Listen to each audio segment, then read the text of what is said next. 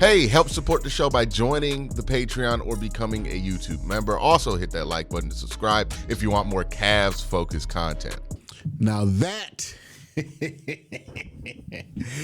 Cavs team we all know and love. That's the Cavs team we all fell in love with. That's the Cavs team that made us think to ourselves, maybe, just maybe, we might have a chance to win a championship.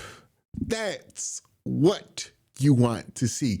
It's been a while since we watched the Cavs in that pure form that they were in this game, probably since the first round of the playoffs last year, since we have really just seen the Cavs execute at that high of a clip, play at that high of a clip. And it's interesting too, because it's not even like they shot the three well in this game. They shot the three okay. They were 31% from three. They actually got outshot from three by Detroit, who was at 32.4. It just felt like it wasn't like that. And maybe there was some, I know Thomas Bryant jacked up 4 threes at the end of that game. He made none of them.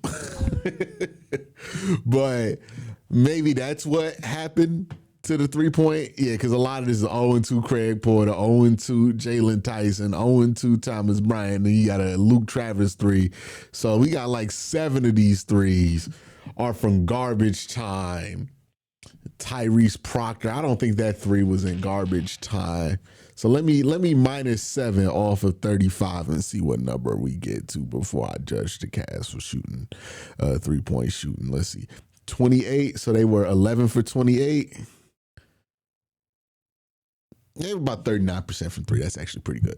So, yeah, they shot the three about at what they want to shoot the three. I think last year they were 40 plus. So they shot the three really well. Sam Merrill, who unfortunately, I think he took a charge early in this game and didn't return after taking that charge, had to leave after about 18 minutes of play.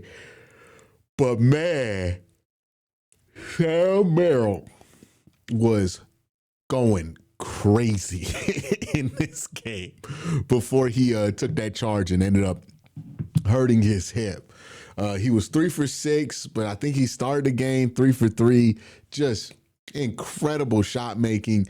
And I thought what was more impressive from Sam Merrill than just the shot making that he had today was the other stuff that he did, right? He had a really nice assist to Jarrett Allen on a fast break. Thought he did a really good job all night screening, which, by the way, the broadcast pointed out. I want to take a couple of minutes here to talk about the broadcast today, which is surprising. But with the NBA having all these new broadcast partners, it is an opportunity for them to fix one of the things that I felt the NBA had let kind of go by the wayside with their other television partners, which is the focus on the basketball itself. It did not feel like the commentary team, the halftime show panelists were taking the game for granted. We're taking this game for granted, right? I think that's been the biggest problem with ESPN, and now it's all one thing inside the NBA and ESPN. Their coverage of the NBA was that the focus was too much on Twitter stuff, right? Championship conversations. And they had this tone about it in the broadcast where they just didn't take it seriously. What I appreciate was that they were really taking the basketball seriously, making the basketball the focal point of the broadcast, and not being scared about that, right? Not being timid about that, just being boldly upfront with the fact that this is going to be a basketball show. Thought the halftime show was pretty good too. It's the first time in a long time, and I know a lot of people like the Inside the NBA show. I'm not a big fan of the Inside the NBA show. Maybe I'm just too much of a sports nerd to really want to just hear all the banter, right? Maybe I've had enough of it over the last 20 years where I just don't find it that novel anymore. I've seen all the best Chuck and Ernie and Shaq moments. And if I'd miss one, I'll see it on like shorts. I'm not the biggest fan of it as like a halftime show. I think ESPN's halftime show is worse, right? But this halftime show is the first time in a while where I was like actually inclined to want to watch it. So big shout out to them. I thought they did a great job on the broadcast. They did this special thing too, where they had Noah Eagle on the table by himself, and then they had the other two color guys on each bench. And I really like that innovation because a lot of times in these 3-man booths, what you end up having is just a bunch of stepping on toes because they don't really have a focus. Like when in a 2-man booth, there's a defined role. Color guy, play-by-play, it's really easy to know how to set that up. But when you got the play-by-play guy setting up lobs for 2 guys, it's hard to really navigate that a lot of times. And one guy usually gets lost in the shuffle. By separating those 2 and giving them defined roles where one is reporting on the sideline permanently throughout the entire broadcast of the Cavs, and the other one is focused on the other sideline while also being able to talk about the game while it's going on. I think it gives each role a really defined purpose, and Noah Eagle did a really good job of like weaving in and navigating that. It's not the easiest thing to do in the world, especially when you can't really like read off the physicality of whoever you're working with. So really good job there. You know, I don't know if y'all expected a performance review of the broadcast today in this video, but you got it. But yeah, this is the kind of Cavs game that we expect the Cavs to look like, right? Whenever the Cavs don't look like this, we get upset, right? When they don't look like this in the playoffs especially, we get upset. Jared Allen, 20.7 rebounds, really nice day for him. DeAndre Hunter, he had a rough start to this game. Thought he came around after the first quarter.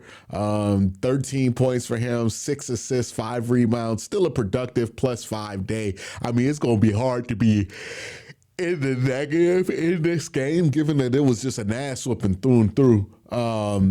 Evan Mobley, really interesting. I like the approach from him, 15 and 11, 5 assists. What I really appreciated from this effort from Evan is, one, you can see him trying to define his spots on the floor, right? He is trying to really get down. Like, I got this shot on this spot, like just really getting to his spots, really being aggressive about his spots, and then getting to the foul line, right? Like that's how that stuff happens, right? A lot of times we complain that the Cavs don't get the benefit of the whistle when they want to be physical, but other teams do. And it's like, well, you got to be physical all the time if you want to get that kind of whistle from the referees. And the Cavs don't do that all the time. This game, they were physical. They got the benefit of the whistle here. Maybe that has something to do with JB Bickerstaff being a demon of referees on a regular basis, but it was able to work out for you. Evan Mobley was super aggressive in this one, trying to get to the cup, trying to get to his spots. He got rewarded with 6 foul shots. Second game in a row. I really like Evan Mobley's approach to the game here. Donovan Mitchell was fucking absurd, and I'm sorry. Yeah, I'm sorry. That man was like just insane in this one. I don't know what happened. Somebody must have said something about Coco. He didn't appreciate it. He was putting blenders. Okay, it was, man. Yeah. If you forgot how good Donovan Mitchell is, turn this game on. Oh my God. 13 of 18, 2 of 4 from 3, and just some of the nastiest buckets. He got Javonte Green nasty. He got him like, it was nasty. It stopped the whole broadcast. That's how nasty it was. Donovan Mitchell was on one. Okay, he was playing like the rent dude, whatever. It was plus 38. That's all you need to know. Donovan Mitchell was plus 38 in this game. They wanted nothing to do with him. He was getting everybody. It was, whew. I don't know if he got beef with JB or what. It was nasty what he did to that boy. All right, Dean Wade, 20 minutes, 5 points. I'm not going to complain about Dean Wade today. I thought Dean Wade was fine. Who else played? Jalen Tyson, he was all right today. Tyrese Proctor, he's fine. Tyrese Proctor got welcomed to the NBA a couple of times in this game. I expect that from a rookie. Yeah, the Cavs overall, this is the kind of game you want. This is the kind of intensity you expect the Cavs to come out with. This is the kind of mindset. Love that they came out on a back-to-back this ferocious, right? The Pistons were coming off a back-to-back too, and the Cavs showed them the difference between these two teams, and I think that that's important, right? The Pistons are supposed to be one of the top teams in the East. The Cavs understand that, and they weren't going to let them get any confidence off of them, not tonight. So really great showing from the Cavaliers. Pretty happy with this one. Let me know what you guys think in the comment section down below. Y'all have a great day. Have an even better night. Peace.